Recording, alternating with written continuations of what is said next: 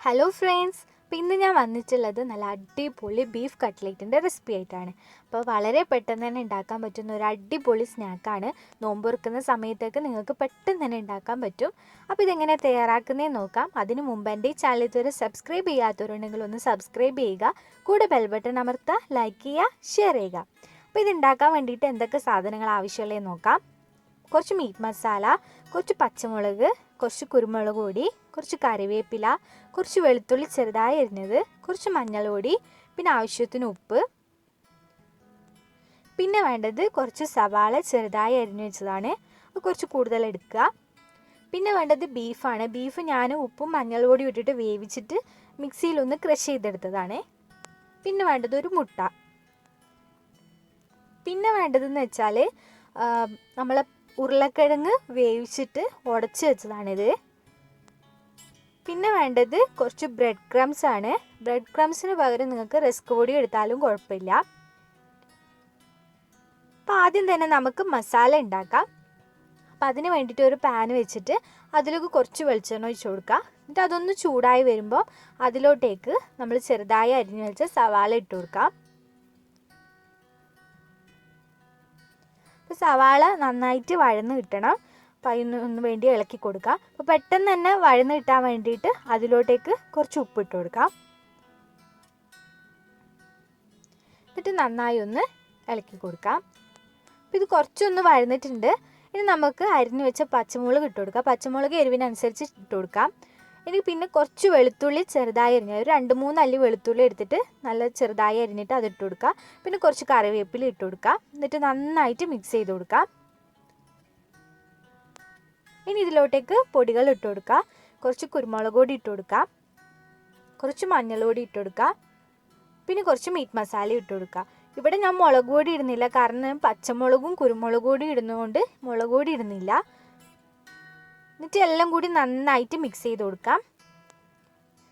അത് കഴിഞ്ഞിട്ട് നമ്മൾ നേരത്തെ വേവിച്ച് വെച്ച ഉരുളക്കിഴങ്ങ് ഉടച്ച് വെച്ചിട്ടുണ്ടായിരുന്നു, അതിട്ട് കൊടുക്കുക. എന്നിട്ട് എല്ലാം കൂടി ഒന്ന് മിക്സ് ചെയ്ത് കൊടുക്കുക.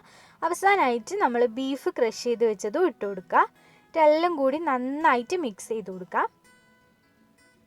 നമ്മളെ മസാല ഇവിടെ റെഡി ആയിട്ടുണ്ട്. ഇനി നമുക്കിത് കട്ട്ലേറ്റിന് പരത്തിയെടുക്കാം. ഇത് കുറച്ച് ചെറിയൊരു ബോൾ പോലെ ആക്കിയിട്ട് ജസ്റ്റ് ഒന്ന് അമർത്തി കൊടുത്താൽ മതി. ഇഷ്ടമുള്ള ഷേപ്പിൽ നമുക്ക് കട്ട്ലേറ്റ് ഉണ്ടാക്കാം. ഞാൻ ഈ ഒരു ഷേപ്പിലാണ് ഉണ്ടാക്കാൻ പോകുന്നത്. ഞാൻ റൗണ്ട് ഷേപ്പിലാണ് ഉണ്ടാക്കുന്നത്. ഓവർ കട്ടിയാകാതെ പരത്തിയെടുക്കണം. ഇപ്പോൾ ഓവർ കട്ടിയില്ലാണ്ട് തന്നെ ഞാൻ പരത്തിയെടുത്തിട്ടുണ്ട്. ഇതുപോലെ തന്നെ ബാക്കിയുള്ളതെല്ലാം നമുക്ക് പരത്തിയെടുക്കാം.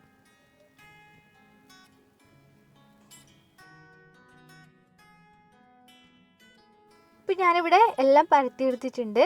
ഓവർ കട്ടിയില്ലാതെ റൗണ്ട് ഷേപ്പിലാണ് പരത്തിയെടുത്തിട്ടുള്ളത്. ഇനി അടുത്തതായി ചെയ്യേണ്ടതെന്ന് വെച്ചിട്ടുണ്ടെങ്കിൽ ഒരു മുട്ട എടുത്തിട്ട് പൊട്ടിച്ച് വയ്ക്കുക. അതിലേക്ക് കുറച്ച് പാല് ചേർത്ത് കൊടുക്കുക. ഒരു നുള്ളു ഉപ്പ് ഇട്ട് കൊടുത്തിട്ട് നന്നായിട്ടൊന്ന് ഇളക്കി കൊടുക്കുക. നന്നായി ഇളക്കിയതിന് ശേഷം അത് മാറ്റി വെക്കുക. ഇനി നമ്മൾ ബ്രെഡ് ക്രംസ് ഇല്ല, അതും എടുക്കുക. എന്നിട്ട് ഫസ്റ്റ് തന്നെ കട്ട്ലേറ്റ് മുട്ടേൻ്റെ ഇതിൽ ഒന്ന് ഡിപ്പ് ചെയ്തിട്ട് ബ്രെഡ് ക്രംസിൽ ഒന്ന് കോട്ട് ചെയ്തെടുക്കുക. നന്നായിട്ടൊന്ന് കോട്ട് ചെയ്തെടുക്കാം. ഈ രീതിയിൽ ഇങ്ങനെ ചെയ്തിട്ട് നിങ്ങൾക്ക് വേണമെങ്കിൽ ഫ്രീസറിൽ സൂക്ഷിച്ചു വെക്കാം. എന്നിട്ട് പിറ്റേ ദിവസം എടുക്കാം, ഒരു കുഴപ്പം ഉണ്ടാവില്ല. അപ്പോൾ ബാക്കിയുള്ളതും കൂടി നമുക്ക് അതേ രീതിയിലൊന്ന് ചെയ്തു വെക്കാം. അപ്പം ഞാൻ എല്ലാം അതേ രീതിയിൽ കോട്ട് ചെയ്ത് വെച്ചിട്ടുണ്ട്. ഇനി നമുക്ക് ഫ്രൈ ചെയ്യാം. ഇപ്പോൾ ഫ്രൈ ചെയ്യാൻ വേണ്ടിയിട്ട് ഞാൻ കുറച്ച് ഓയിൽ മാത്രമേ എടുത്തിട്ടുള്ളൂ.